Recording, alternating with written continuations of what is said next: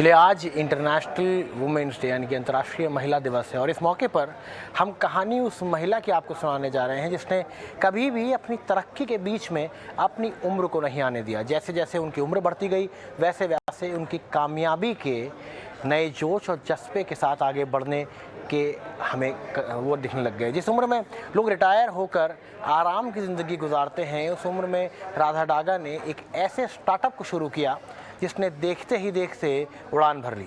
क्या है राधा डागा की इस उड़ान की स्टोरी, जानते हैं इस रिपोर्ट में।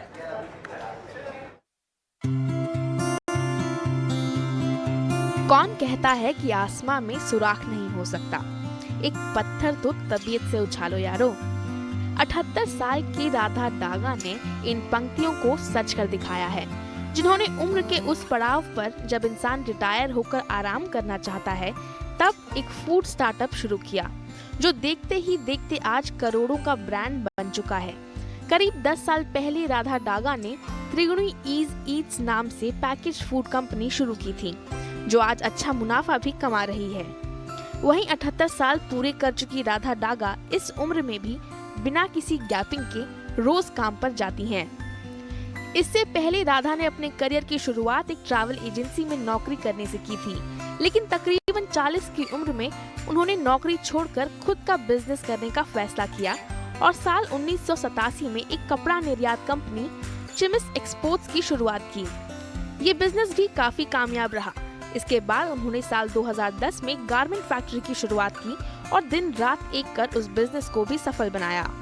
लेकिन उनका सपना शुरू से ही फूड बिजनेस की तरफ था और इसी सपने को पूरा करने के लिए उन्होंने 69 साल की उम्र में त्रिगुणी ईज ईट्स बिजनेस शुरू किया और लोगों को होममेड भोजन का स्वाद दिया। यही वजह थी कि उनके इस फूड बिजनेस ने एक साल में ही 1 करोड़ का टर्नओवर कमाया। आज इंडिगो एयरलाइंस त्रिगुणी का सबसे बड़ा ग्राहक है। उनकी कमाई का 80% इसी एयरलाइन से आता है। फिलहाल उनके पास लगभग 15 प्रोडक्ट्स हैं, जो लगभग 6 महीने की शेल्फ लाइफ के साथ पूरे भारत में मिलते हैं। बहरहाल राधा डागा की ये सक्सेस स्टोरी ये बताती है कि प्रतिभा किसी उम्र का मोहताज नहीं। विमेन किसी भी मामले में मेन से कम नहीं। ब्यूरो रिपोर्ट, ET Now स्वदेश।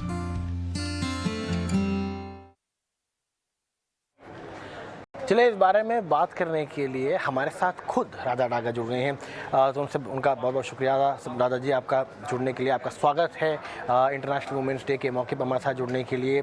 सबसे पहले हम आपसे यही जानना चाहेंगे कि एक उम्र में जब लोग रिटायर होने की बात करते हैं, जब सोचते हैं कि अब आराम से समय बिताएंगे, तब आपने स्टार्टअप खोलने का विचार आपके दिमाग में कैसे आया? जब कोई जिज्ञासा होती है मन के अंदर और जो पहले से ही थी, उसको जब एक समय आता है जब वो जरा ज्यादा ही हो जाती है, तो मुझे लगता है कि उस समय उम्र वगैरह का कुछ भी ख्याल नहीं रहता और इच्छा यही होती है कि इंसान पैदा हुआ है और कुछ करना चाहता है, तो उसको मतलब then I just had to do it, you know. मेरे को अपना एक्सप्रेशन जो मैं करना चाहती थी, उस समय एज का दिमाग में नहीं आता है। उस समय में जब काम जो भी करना है, कोई अंदर से आपको प्रेरणा दे रहा है, तो आप उसको करना चाहते हैं। राजा जी, इस स्टार्टअप को शुरू करने से पहले भी आपने कई तरह के एक्सपीरियंसेस लिए हैं। अक्सर स्टार्टअप्स में कहा जाता है कि यंग होना चाहिए, यूथ इज द एनर्जी, लेकिन यहाँ पे आपकी जो पुरानी सेवाएं थी, उनका जो एक्सपीरियंस था, वो आपको किस तरह काम आया और आपने कहाँ कहाँ काम किया इससे पहले, थोड़ा बताइए हमें।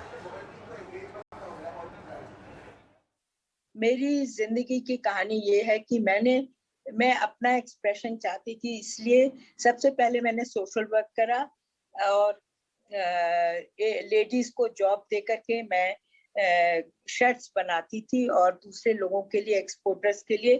तो वहां से क्योंकि मैं क्वालिटी मेरे अंदर मैं बहुत क्वालिटी रखने, I am very quality freak person, मतलब मुझे क्वालिटी बहुत जरूरी है। मैं जो भी काम करूं तो मेरा काम एकदम ठीक परफेक्ट होना चाहिए। उसी के बुत के ऊपर में मैं अपना शर्ट मेकिंग का, पहले जो मैं लोगों के लिए काम करती थी, वो फिर मेरी अपनी ही बिजनेस हो गई।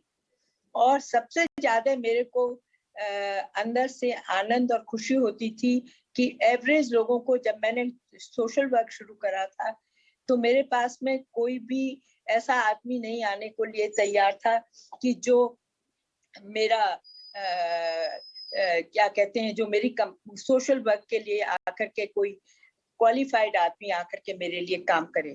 तो मैंने एवरेज लोगों के साथ में काम करा और मुझे बहुत खुशी होती थी कि जब वो मेरे को एकदम परफेक्ट काम, एकदम बढ़िया शर्ट बना के जो भी मैं काम उनको सिखाती थी वो एकदम अच्छे से करते थे।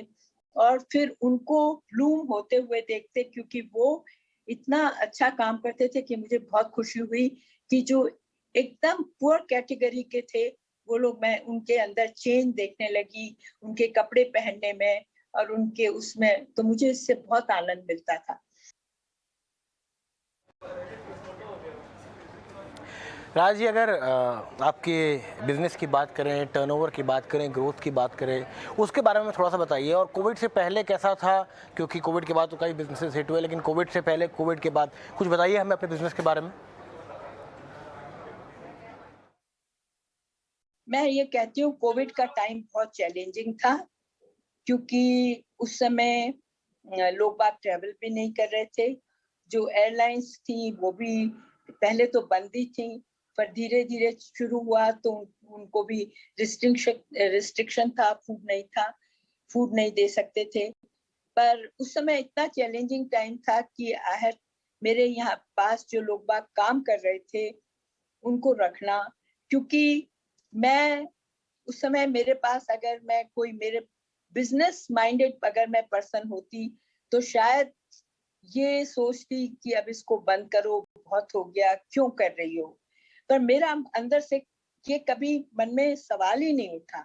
मैंने कहा अब जो भी है, इनकी मुझे, जो लोग मेरे पास कोई 110 people are in my payroll, workers से लेकर के स्टाफ है, मैंने कहा no, I will carry on with them. जब धीरे धीरे खुला तो हम लोग भी उसके साथ करते रहे।